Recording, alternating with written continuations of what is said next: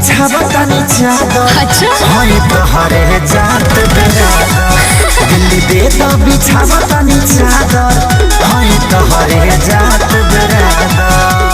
बुझलो ना हो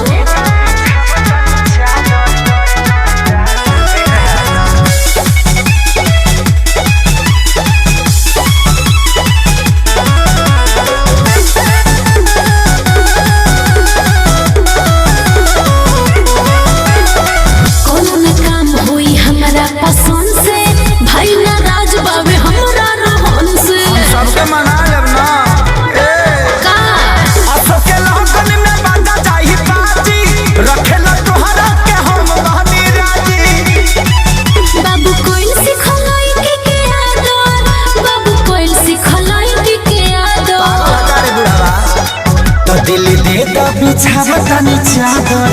हई तोहरे जात बेरादर दिल्ली दे तो बिछावतानी चादर हई तोहरे जात बेरादर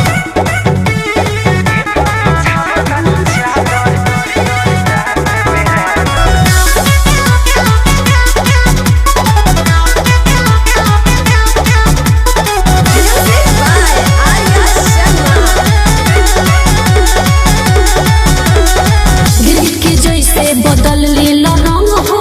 ऊपर उड़ा के काट दे पतंग हो अखिलेश दीदी के बारे तारा पीछे पागल कि न लेखे सारी बारे तहरा ला छागल तू तो देखनी में लागो तारा खादर तू तो देखनी में लागो तारा खादर तो दिल्ली दे तो बिछावतानी चादर अच्छा हई तोहरे जात बेरादर तो दिल्ली दे तो बिछावतानी चादर हई तोहरे जात बेरादर तो दिल्ली दे तो बिछावतानी चादर हई तोहरे जात बेरादर दिल्ली दे तो बिछावतानी चादर हई तोहरे